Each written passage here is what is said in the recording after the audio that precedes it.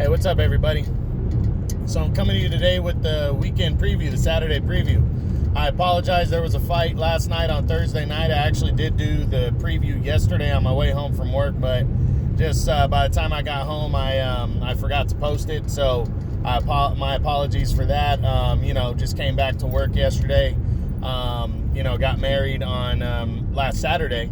So had a few days with the wifey and, trying to get back in the mix of things. And again, I apologize. You didn't miss much though. On last night, it was Oshik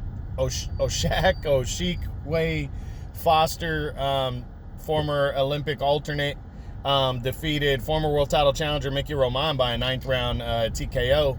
And a surprising upset right there.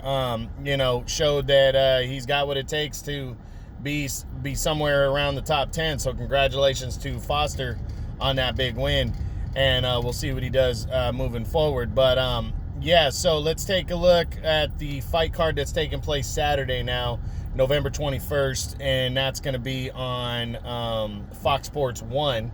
And it's going to be a PBC card. The undercard's going to see undefeated lightweight prospect Sebastian Formella, who is, I believe he's 12-0 at 9 knockouts. I think he's fighting Austin Dulay is who I believe he is fighting. I'm expecting Formella to stay on top of his game and continue to rise and get that 10th knockout and that 13th win and stay undefeated. So we'll see what happens, but Sebastian Formella on the undercard. Then in the main event, you got Javier Fortuna, former junior lightweight champion, continues his surge in the lightweight division, trying to get in line for a world title shot as he takes on veteran Antonio Lozada. I like him right here. I like Javier Fortuna. He's a good fighter. Disappointing with him.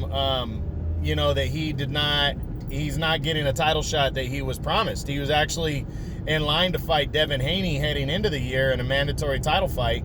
But let's be honest, he did not beat anybody to deserve that fucking mandatory status. He beat Jesus Cuellar, who is a faded former champion from 126, who was a secondary champion and who hadn't fought in like almost 2 years by the time they stepped in the ring with each other. So I want to be honest about that. I feel bad for Fortuna that he's not getting a promised title shot, but only because they promised it to him, not because he deserved it. He did not. So I want to be clear on that. Fortuna, though, I like him as a fighter. He's a solid fighter, former world champion, and he is trying to move himself back in line. He had suffered more disappointment in August. Here's what happened with the Devin Haney situation. So Haney was declared the champion in recess or emeritus, basically guaranteeing him a direct shot at the new world champion, which the WBC ordered to be Fortuna against Luke Campbell of the United Kingdom. So everybody was excited to see that one right there. But they were scheduled to fight in April, Fortuna and Campbell. Fight got scratched due to the coronavirus. That's when everything went into full effect with the coronavirus and the country got shut down.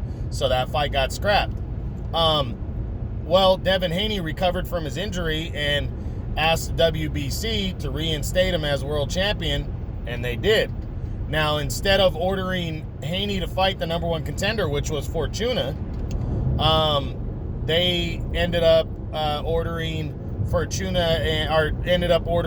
changing their game plan. And they ordered 2 eliminators. The first one was for undefeated Ryan Garcia to fight Luke Campbell for the interim world title. And then the second one was supposed to be Fortuna against Jorge Linares, former 3-division world champ. And that was supposed to take place August 28th on DAZN. So big opportunity for Fortuna right there. Even though it was kind of for the WBC's number 2 spot, it still would have led to an eventual title shot, hopefully in 2021. Likely in 2021. Well, that fight got scrapped because Linares tested positive for COVID. So I know they were trying to get that fight started back up. I know Golden Boy's hold up with Canelo and the lawsuit and DAZN really hurt things. And Fortuna, who's tied to the PBC, decided just to come back after what is going to be about a little over a year-long layoff and take on the veteran Antonio Lozada. So, you know, this one is just for Fortuna to shake off the rust, stay busy. He's fighting a veteran in Lozada who has lost 2 straight fights, one by TKO to Jose Pedraza, but he was really in that fight, and the other one by a split decision to some nobody. So Fortuna should handle him with ease. I got Fortuna at number 7 right now at lightweight. So again, he should handle this guy Lozada without an issue. But you never know what can happen in boxing. But I'm predicting Fortuna to get Lozada out of there, hopefully in the middle to later rounds at the latest, and push forward into 2021 in what will hopefully lead to an eliminator, you know, against a top 10 guy, or possibly a title shot, depending on what the governing bodies decide to do. So we'll see what goes down, but Fortuna needs to keep winning, because at some point Teofimo Lopez, or if Lopez loses to Vasily Lomachenko in a rematch, if they were to fight again, at some point one of those guys is going to want to move up or down in weight, and they're going to vacate 1, 2, 3, possibly all 4 of the belts, especially if it's Lopez. Eventually this dude's going to want to move up to 140.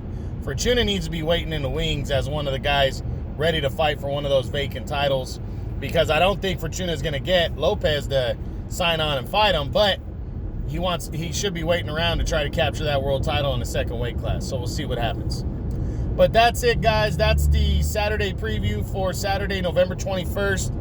Javier Fortuna versus Antonio Lozada on Fox Sports 1. And the undercard, Sebastian Formella, undefeated rising lightweight star, taking on Austin Dulé. Should be good, decent action. Hope you guys enjoy it. True Boxing, you've been hit with the truth.